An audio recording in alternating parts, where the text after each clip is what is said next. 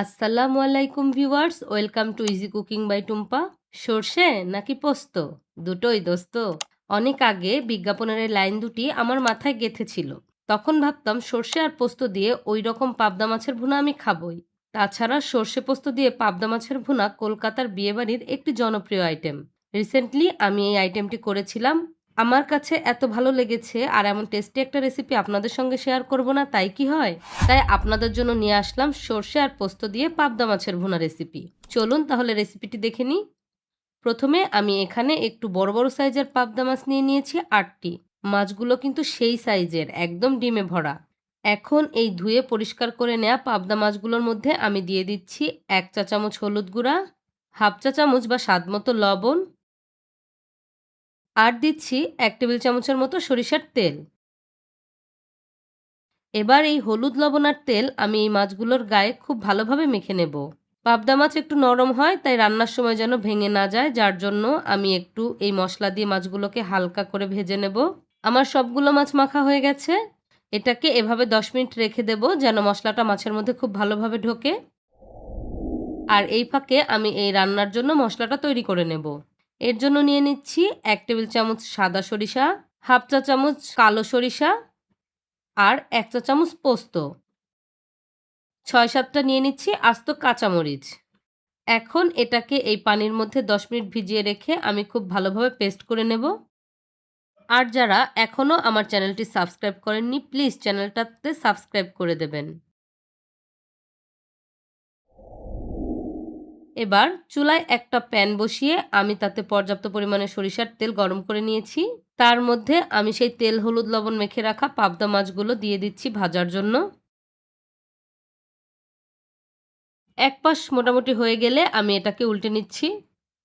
একটু সাবধানে উল্টাতে হবে যেন ভেঙে না যায়। মশলা মেখে মাছগুলো ভেজে নিলে মাছটা খেতে যেরকম স্বাদ হয়, তেমনি রান্নার সময় ভেঙে যাওয়ার চান্স অনেক কম থাকে।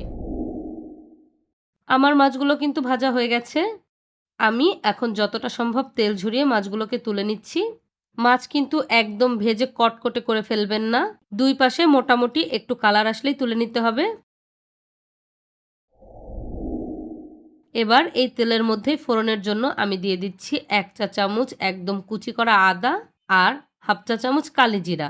10-15 সেকেন্ড একটু ভেজে নেব যেন আদার কাঁচা গন্ধটা চলে যায়। এবার দিয়ে দিচ্ছি 1 চা চামচ হলুদ গুঁড়া আর হাফ চা চামচ শুকনা মরিচের গুঁড়া।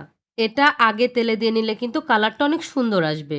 আপনারা যদি ঝাল বেশি খেতে পছন্দ করেন তাহলে এখানে মরিচের গুঁড়া আরও একটু বাড়িয়ে দিতে পারেন। এটাকে 15-20 সেকেন্ড একটু তেলের উপর ভেজে নেব। এবার দিয়ে দিচ্ছি হাফ কাপ টমেটো পেস্ট। স্বাদ মতো বা 1 চা চামচ দিচ্ছি লবণ। এখন টমেটোর কাঁচা গন্ধ চলে যাওয়া পর্যন্ত নেড়ে নেড়ে এই সব কিছু একসাথে ভেজে নেব।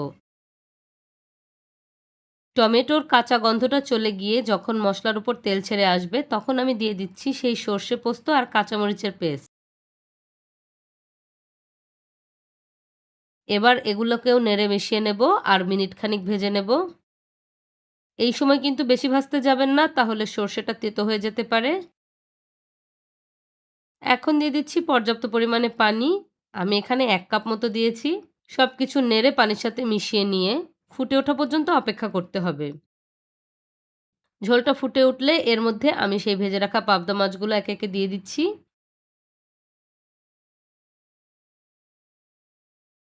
দিয়ে দিচ্ছি হাফ চা চামচ চিনি। চিনি দিলে টেস্টটা বেশ ভালো আসে, আর আপনারা চাইলে এটা স্কিপ করতে পারেন। তবে অথেন্টিক রেসিপিতে চিনিটা দেয়, তাই আমিও চিনিটা ব্যবহার করেছি। এখন আর কোনো খুন্তি দিয়ে নাড়বো না, তাহলে মাছগুলো ভেঙে যাবে। ঝোলটা যখন পছন্দ মতো কমে আসবে, তখন নামানোর আগে আমি এর মধ্যে দিয়ে দিচ্ছি 3-4টা ফালি করা কাঁচামরিচ আর কিছু ধনেপাতা কুচি।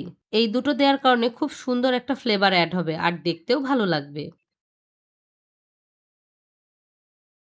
তৈরি হয়ে গেল কলকাতার বিয়েবাড়ির স্টাইলে সর্ষে পোস্ত দিয়ে পাবদা মাছের রান্না। আমার কাছে তো খুব ভালো লেগেছে। আশা করছি আপনারা আমার রেসিপি দেখে রান্না করলে নিরাশ হবেন না। আপনাদেরও ভালো লাগবে। তাহলে আর দেরি কেন? এভাবে বাড়িতে একদিন বানিয়ে নিন আর খেয়ে আমাকে কমেন্ট করে জানান কেমন হয়েছে। আর যারা এখনও আমার চ্যানেলটি সাবস্ক্রাইব করেননি, প্লিজ চ্যানেলটাতে সাবস্ক্রাইব করে দেবেন। আজকের মতো এ পর্যন্তই। আল্লাহ হাফেজ।